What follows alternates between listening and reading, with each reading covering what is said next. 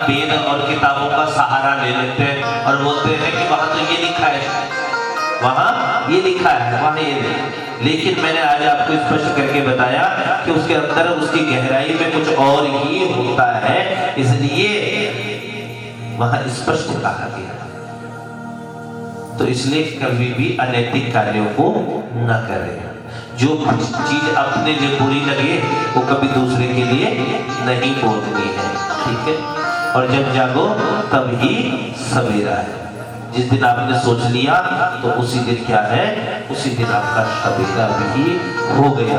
इसलिए बंधुओं बस एक ही बात कहना चाहता हूँ, जय विधि रखे राम ताहे विधि रहिए। और विपत्ति को विपत्ति नहीं कहते, संपत्ति को संपत्ति नहीं कहते, बल्कि ठाकुर जी को भूल जाना सबसे बड़ी विपत्ति है और बाकी याद बनी रहे सबसे बड़ी संपत्ति है। बोलो मंत्र विशाल भगवान की, राधा रमण भगवान की, श्याम श्यामा श्याम भगवान की। तो ये सब उत्तानपाद का मैंने आपको क्या दिया, चरित्र दिया, उसकी वंशावली, उसमें पृथु वेद ये सब। और इसका एक भाई और था। अभी तक हमारा प्रसंग जो चल रहे थे वो किस पर चल रहे थे? स्वयं वो मनु महाराज की 3 कन्याएं और 2 पुत्र, आकृति, देवभूति, परशुति, है ना। और 2 पुत्र थे, प्रियव्रत और उत्तानपाद। उत्तानपाद का आपने सुन लिया। अब प्रियव्रत का अर्थ है प्रिय मने अच्छा, व्रत मने प्रतिज्ञा, जिसके जीवन में सुंदर कर्मों की प्रतिज्ञाएं हैं, मैंने ये ठान लिया, वही प्रियव्रत है भैया।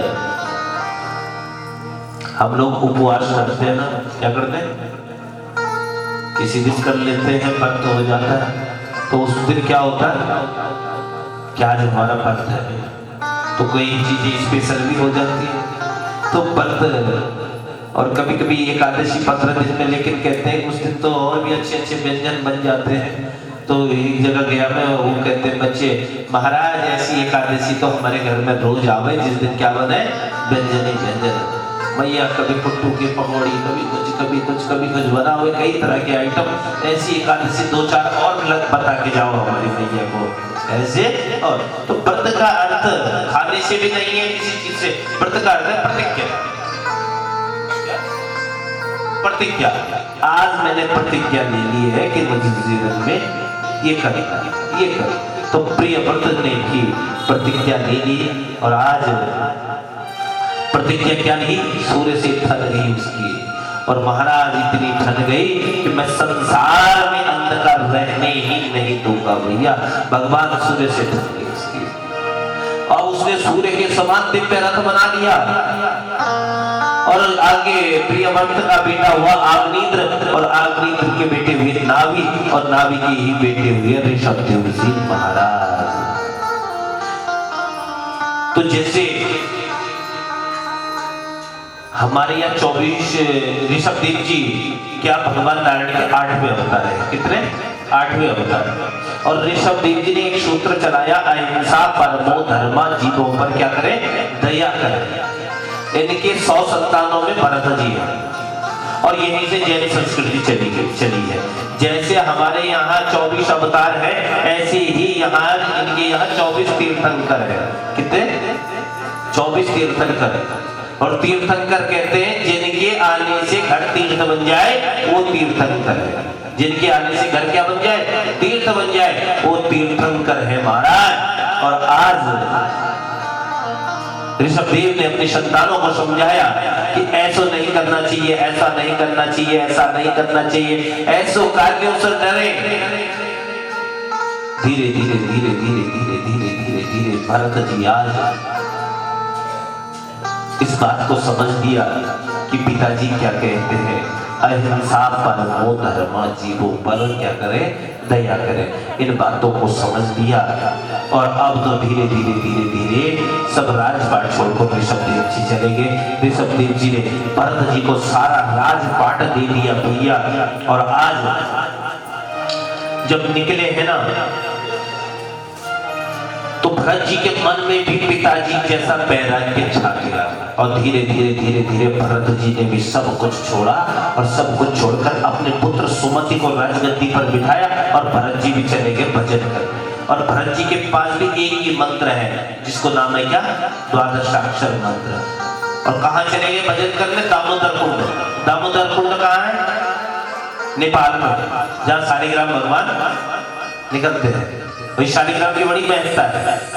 स्वयं शालिग्राम में कहते हैं प्रभु के प्राण विराजते हैं, और जो भी शालिग्राम की शिलाएं होती हैं या शालिग्राम की श्री विग्रह होते हैं, वो स्वयं अपने आप में प्राण प्रतिष्ठित होते हैं और उनकी विशेष पूजा मानी जाती है। इसीलिए बद्रीनाथ में अगर पूजा होती है विशेष, तो किस लिए, शालिग्राम। श्री रंगनाथम में शालिग्राम, आप वहां चले जाओ तिरुपति बालाजी में तो क्या है, शालिग्राम।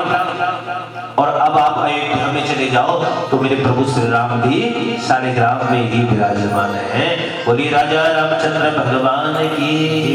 तो दामोदर कुंड में चले गए और भजन कर रहे हैं क्या, ओम नमो भगवते वासुदेवाय, ओम नमो भगवते वासुदेवाय, ओम नमो भगवते वासुदेवाय, ओम नमो भगवते वासुदेवाय, वासुदेवाय बोलो नंदनाय, वासुदेवाय नमो नंदनाय, वासुदेवाय बोलो नंदनाय, वासुदेवाय नमो नंदनाय, ओम नमो भगवते वासुदेवाय, ओम नमो भगवते वासुदेवाय।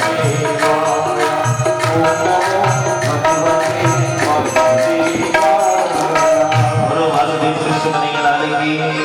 और भजन करते हैं और पिता की हर बात याद आती है। किसको, भरत जी को। पिता कौन है, ऋषभ देव। और पिता की हर बात याद आती है कि जीवन कैसे जिए। जीवन जीने के दो मार्ग पिताजी ने बताए कि महत सेवा द्वार माहुल विमुक्ते देवो द्वार्योसिनां संगमम् महानस्ते समचित्ता प्रशांतात्मा विमन्या सुहृदः साधवोऽपि। कि बेटा महापुरुषों की सेवा करना यही मुक्ति का द्वार है। माना जबते जबते ये ध्यान भी आ रहा है कि जीवन में क्या क्या अच्छा क्या क्या बुरा। पिताजी की बताई हुई क्या बातें थी कि पिताजी ने क्या बताया था, महापुरुषों की संतों की सेवा करना भी, गुरुजनों को प्रणाम करना भी ये मुक्ति पथ के क्या है, द्वार है।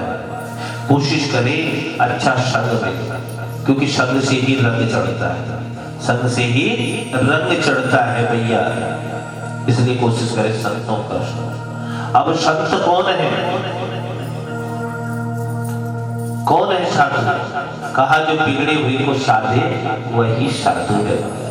जो आपकी अंतर पीड़ा को समझकर उसे दूर करने का प्रयास करे वो है साधु। हम संतों की सेवा में लग रहे हैं और संत हमारे दुख का ध्यान ही नहीं कर रहे हैं, तो फिर कैसे काम चलेगा।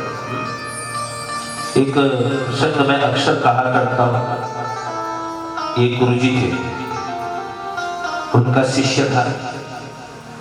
अब सब गुरुओं के पास क्या होते हैं, शिष्य होते हैं, चेले होते ही है ना। तो क्या कभी कभी क्या दबाने, चरण भी दबाने पड़ते हैं, चरण भी दबाने पड़ते हैं। थोड़ी थोड़ी चरण सेवा भी करनी पड़ती है, क्योंकि सारे तीर्थ धाम आपके चरणों में भैया, चरण सेवा भी करनी ही पड़ती है। अब शिष्य खूब सेवा करता भैया, और गुरुजी को धीरे धीरे चरण दबाते दबाते ऐसा हुआ कि गुरुजी चरण दबाते दबाते क्या नींद आ जाती है। जैसे चरणों को छोड़ो तो नींद खुल जाती है, नींद खुल जाती है। अब आज शिष्य ने गुरुजी का चरण दबा रहा है और रात को 9 बजे चरण दबाना शुरू किया। कितने बजे? 9 बजे चरण दबाना शुरू किया। 10 बजे शिष्य ने सोचा गुरुजी सो गए होंगे, और जैसे उठकर जाने लगा तो गुरुजी बोल उठे, सुनो जी गुरुजी। तो फिर दबाने लगा। फिर गुरुजी ने कहा तुम कितने भाई हो बेटा? गुरुजी ने कहा जी 4 भाई। शिष्य बोला 4 भाई। अच्छा 4 भाई हो गए, कोई बात नहीं, ठीक है दबाओ। अब धीरे धीरे धीरे धीरे दबाया, सोचा अब गुरुजी सो गए होंगे भैया, उठकर फिर जाने लगा। और जैसे ही उठकर जाने लगा, गुरुजी बोले तुम्हारे 4 भाई थे, 2 की शादी हो गई, बाल गोपाल कितने हुए? शिष्य बोला भी जग रहे हैं गुरुजी में। चरण दबाते दबाते रात के 3 बज गए। कितना? 3 बज गए भैया। तो शिष्य ने सोचा अब तो सो ही गए होंगे, थोड़ा सा मैं भी 1 घंटा आधा घंटा मैं भी आराम कर लूं। और हुआ ये, इतने में गुरुजी की आंखें खुल गई। बोले कितने भाई हो? यानी जो प्रश्न रात 10 बजे किया था वही प्रश्न सवेरे 3-4 बजे दोहरा रहे हैं। शिष्य ने बोला जी 3 भाई। कितने? रात को कितने बताए थे? कहा 3 भाई। कहा रात को 10 बजे तो तुम बोल रहे थे 4 भाई हैं और सवेरे बोल रहे हो 3 भाई। शिष्य ने कहा कि गुरुदेव ऐसे यदि चरण दबाते रहा तो हम 3 ही रह जाएंगे। कितने रह जाएंगे? 3 ही रह जाएंगे। तो कहने का भाव जो आपकी तकलीफ को भी समझे, पीले को साथे भी साधु है। ऋषभदेव ने वही चीजें बताया था कि उन संतों महापुरुषों की सेवा करो भैया, क्योंकि वही मुक्ति का मार्ग प्रशस्त करते हैं। गुरुदेव की कृपा बरसती है तभी नारायण मिलते हैं। कि मंत्रा सत्यम पूजा सत्यम और सत्यमेवं निरंजनम और गुरुर्वाक्यम सदा सत्यम और सत्यमेवं परम पदम। कि मंत्र सत्य है, पूजा सत्य है, वो निरंजन निर्विकार